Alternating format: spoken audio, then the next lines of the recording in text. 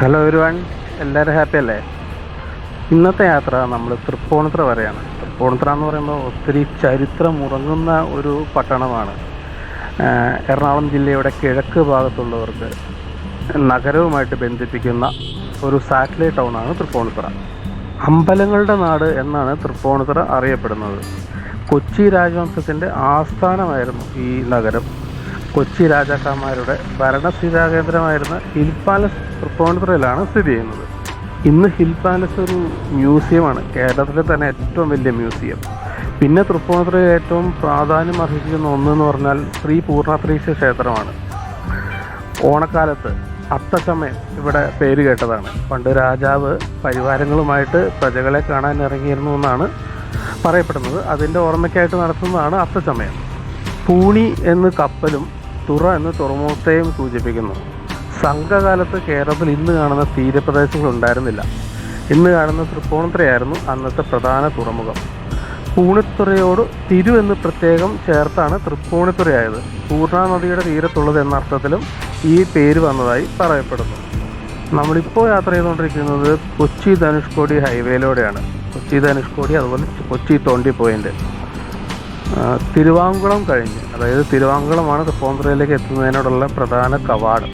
തിരുവാങ്കുളം കഴിഞ്ഞ് കരിങ്ങാച്ചിറ കഴിഞ്ഞ് hill palace, അത് കഴിഞ്ഞ് തൃപ്പൂണിത്തുറ. അങ്ങനെയാണ് ആ റോഡ് പോകുന്നത്. ഇനിയിപ്പോൾ നമ്മൾ ഏറ്റവും അടുത്ത് തന്നെ നമ്മുടെ ഹിൽ പാലസ് സ്ഥിതി ചെയ്യുന്നുണ്ട്. ഹിൽ പാലസ് എന്ന് പറഞ്ഞാൽ ഞാൻ ആദ്യം പറഞ്ഞ പോലെ കേരളത്തിലെ ഏറ്റവും വലിയ മ്യൂസിയമാണിപ്പോൾ. 55 ഏക്കറോളം സ്ഥലത്തിൽ പടർന്നു കിടക്കുന്ന വലിയ കൊട്ടാരം. ഒത്തിരി സിനിമകളൊക്കെ ഇവിടെ ഷൂട്ട് ചെയ്തിട്ടുണ്ട്. മണിച്ചിത്രത്താഴ്, മൂന്നാം മുറ, അങ്ങനെ പല പല സിനിമകളും ഷൂട്ട് ചെയ്തിട്ടുള്ളൊരു സ്ഥലമാണ്.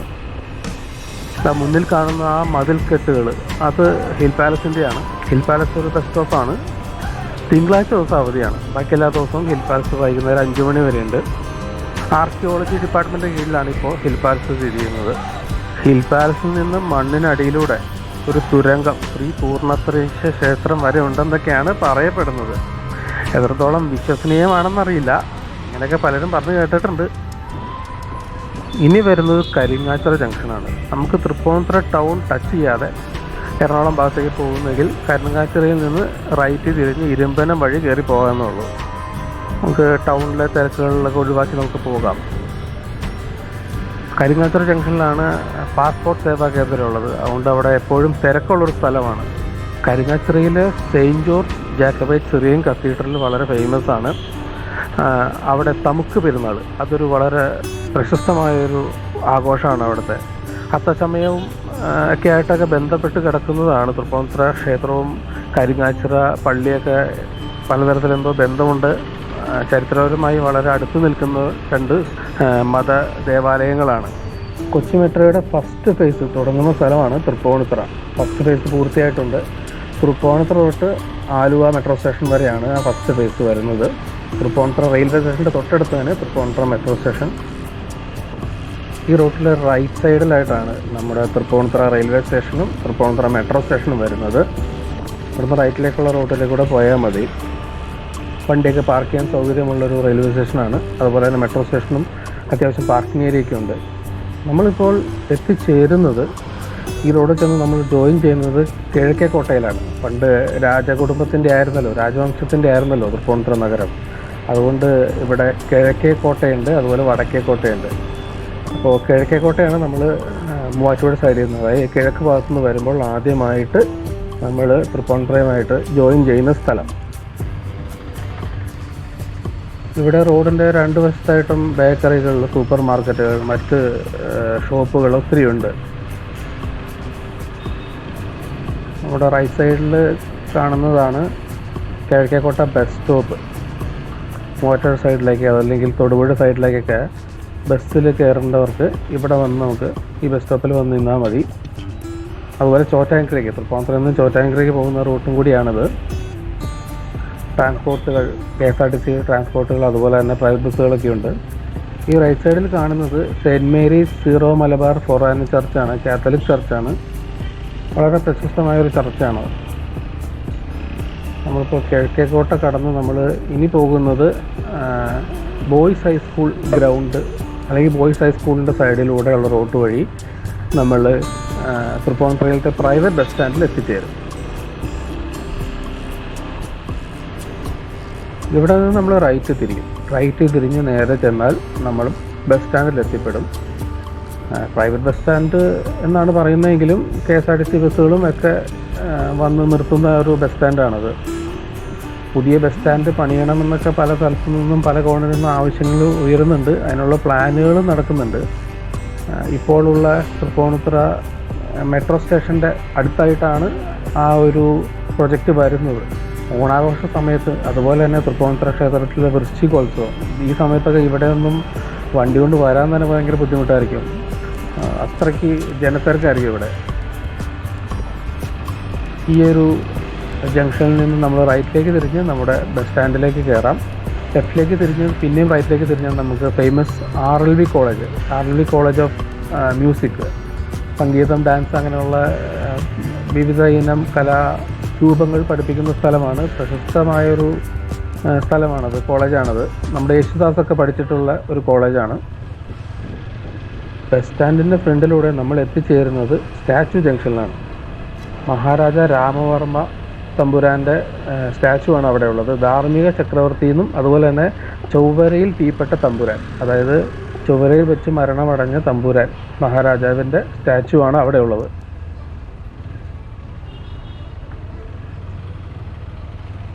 അതാ മുന്നിൽ കാണുന്നതാണ് സ്റ്റാച്ചു. നേരെ വലത്തോട്ട് തിരിഞ്ഞു പോയി കഴിഞ്ഞാൽ നമ്മൾ വീണ്ടും കിഴക്കേക്കോട്ടയിലെത്തും. ആ റോഡാണ് ഇവിടുത്തെ പ്രധാന കൊമേഴ്ഷ്യൽ സ്ട്രീറ്റ്. ഇപ്പോൾ നമ്മൾ പോകുന്നത് ടെമ്പിൾ റോഡിലൂടെയാണ്. നമ്മൾ ആദ്യം പറഞ്ഞ തൃപ്പൂണിത്തുറയുടെ പ്രധാനപ്പെട്ട ക്ഷേത്രം ശ്രീ പൂർണ്ണത്രയീശ ക്ഷേത്രം, അതിലേക്കുള്ള വഴിയാണ്. ഈ റോഡ് നേരെ ടെമ്പിളിൻ്റെ അവിടെ എത്തിയിട്ട് അവിടുന്ന് റൈറ്റ് തിരിഞ്ഞാണ് നമ്മുടെ റോഡ് പോകുന്നത്.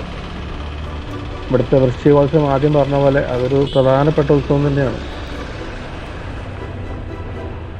ഇവിടെ ഉള്ളവർ വലിയമ്പലം എന്നും തൃപ്പൂണിത്തുറ ക്ഷേത്രത്തെ വിളിക്കും. ക്ഷേത്രത്തോട് ചേർന്ന് ഇടതുവശത്തായിട്ട് ഒരു ക്ലോക്ക് ടവർ ഉണ്ട്. അതും ഒത്തിരി വർഷം പഴക്കമുള്ള ക്ലോക്ക് ടവറാണ്. ക്ഷേത്രം ചുറ്റിയാണ് നമ്മളിപ്പോൾ പോകുന്നത്. അത് മുന്നിൽ കാണുന്നതാണ് ക്ഷേത്രം. അപ്പം നമ്മൾ റൈറ്റ് തിരിഞ്ഞ റോഡ് അങ്ങനെയാണ് പോകുന്നത്. ഇത് വൺ വേ ആണ്. പൊതുവെ വണ്ടികളൊന്നും ഇങ്ങോട്ട് വരാൻ പാടില്ലാത്തതാണ്. ഇവിടെ നിന്ന് നമ്മൾ നേരെ പോയി കഴിഞ്ഞാൽ വടക്കേക്കോട്ടയിലെത്തും. പക്ഷെ നമുക്ക് ഇവിടെ നിന്ന് തിരിയാം. ഈ വലതുവശത്ത് കാണുന്നത് പാലസ് സ്കൂളാണ്. പാലസ് സ്കൂളിൻ്റെ ഫ്രണ്ടിലൂടെ നമ്മൾ ചെന്ന്, മുൻപ് RLV കോളേജ് സ്ഥിതി ചെയ്യുന്നത് ഇവിടെയായിരുന്നു. ഇവിടെ നിന്നാണ് ഞാൻ ആദ്യം പറഞ്ഞ സ്ഥലത്തിലേക്ക്, അതായത് ബസ് സ്റ്റാൻഡിൻ്റെ അടുത്തുള്ള ഒരു സ്ഥലത്തിലേക്ക് RLV കോളേജ് മാറ്റിയത്.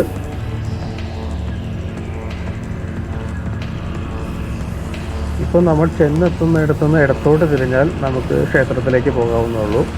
ഇവിടുന്ന് വലത്തോട്ട് തിരിഞ്ഞാൽ ചരിത്ര പ്രശസ്തമായ ഇരുമ്പ് പാലമാണ് തൃപ്പൂണിത്തുറയിലെ.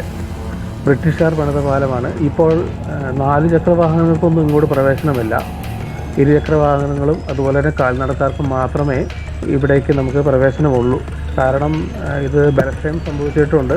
അതുകൊണ്ട് സുരക്ഷാ കാരണങ്ങളാലാണ് മറ്റ് വണ്ടികളുടെ ഗതാഗതം ഇതുവഴി നിരോധിച്ചിരിക്കുന്നത്.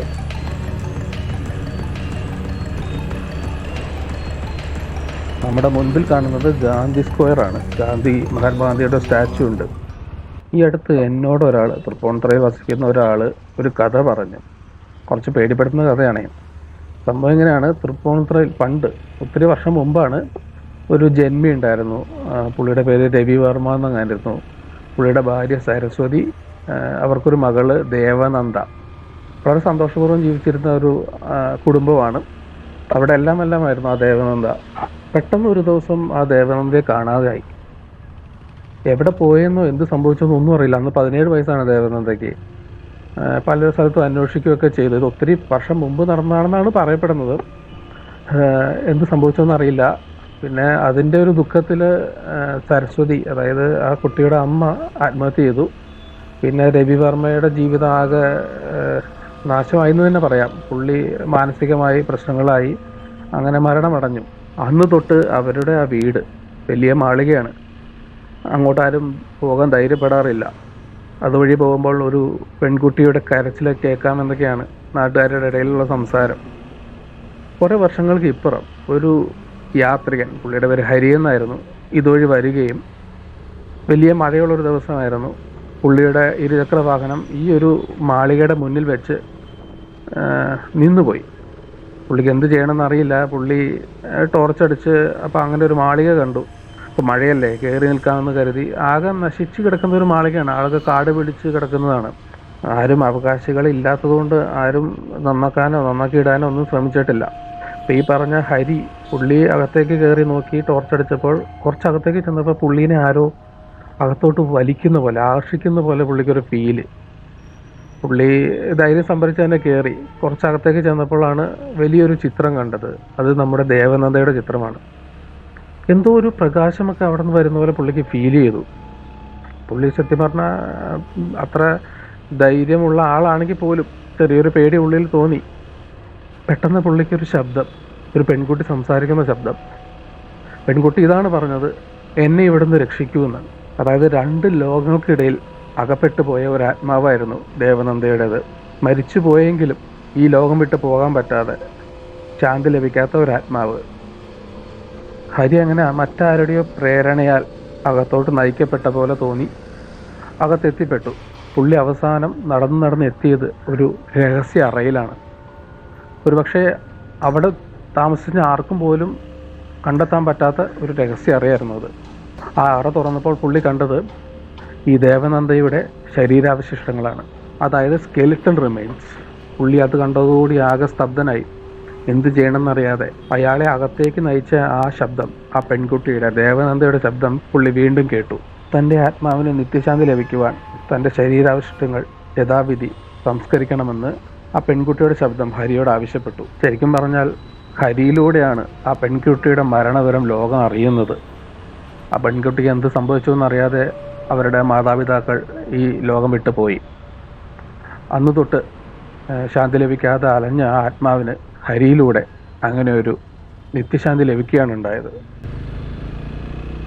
ആ കഥ പറഞ്ഞ് നമ്മളിപ്പോൾ വടക്കേക്കോട്ടയിൽ എത്തിയിരിക്കുകയാണ്. നമ്മൾ SN ജംഗ്ഷൻ വരെ പോകാതെ അതിന് മുമ്പുള്ള U-ടേൺ എടുക്കുകയാണ്. നമ്മൾ U-ടേൺ എടുത്തിട്ട് നമുക്ക് ചക്കംകുളങ്ങര ക്ഷേത്രത്തിൻ്റെ മുന്നിലൂടെ വീണ്ടും നമ്മൾ സ്റ്റാച്യു ജംഗ്ഷനിൽ എത്തിപ്പെടും.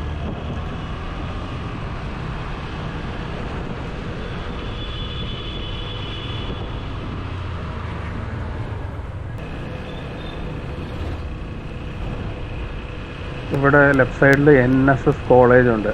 അവിടെ നമ്മൾ ലെഫ്റ്റ് തിരിയുകയാണ്. ലെഫ്റ്റ് തിരിഞ്ഞ് നമ്മൾ സ്ട്രെയിറ്റ് പോയി കഴിഞ്ഞാൽ എത്തിപ്പെടുന്നത് ചക്കംകുളങ്ങര ക്ഷേത്രത്തിൻ്റെ മുൻവശത്താണ്. നമ്മളിപ്പോൾ ലായം റോഡിലേക്ക് കടന്നു.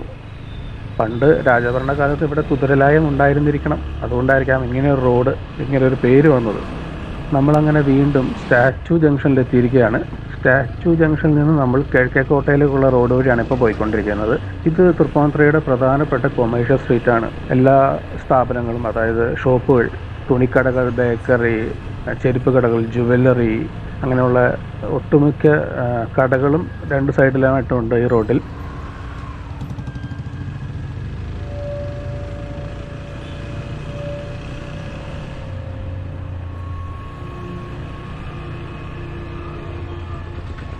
നമ്മളിപ്പോൾ കിഴക്കേക്കോട്ട ജംഗ്ഷനിൽ വീണ്ടും എത്തിയിരിക്കുകയാണ്. ലെഫ്റ്റിലേക്ക് കാണുന്നത് 1 വേ ആണ്. ഇത് തൃപ്പൂണിത്തുറ മാർക്കറ്റ് ജംഗ്ഷനിൽ നിന്ന് പള്ളിപ്പറമ്പ് കാവിലേക്കുള്ള വഴിയാണ്. ഇതുവഴി കയറി നമുക്ക് പോയി കഴിഞ്ഞാൽ സ്ട്രെയിറ്റ് നമുക്ക് പള്ളിപ്പറമ്പ് കാവിലെത്താം. നമ്മളീ പോകുന്ന റോഡിൻ്റെ വലതുവശത്തായിട്ടാണ് ഗേൾസ് ഹൈസ്കൂൾ ഉള്ളത്. പിന്നെ സബ് രജിസ്ട്രാർ ഓഫീസുണ്ട്. ഇത് ചെന്ന് നമ്മൾ കിഴക്കേക്കോട്ട ജംഗ്ഷനിൽ ചെന്ന് എത്തിപ്പെടും. നമ്മുടെ ഇടതുവശത്ത് കാണുന്നതാണ് നടമേൽ മാർത്ത മറിയം ചർച്ച്. 12ാം നൂറ്റാണ്ടിൽ പണിത ഒരു പള്ളിയാണിത്.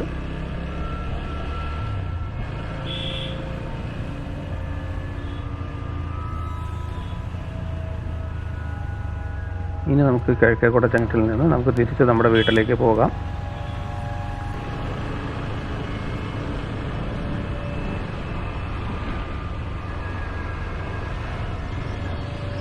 മുന്നിൽ കാണുന്നതാണ് ഹിൽ പാലസ് മ്യൂസിയത്തിൻ്റെ എൻട്രി ഗേറ്റ്. അവിടെ എഴുതി വെച്ചിട്ടുണ്ട് പുരാവസ്തു പഠന കേന്ദ്രം, അതുപോലെ ആർക്കിയോളജി മ്യൂസിയം എന്നൊക്കെ.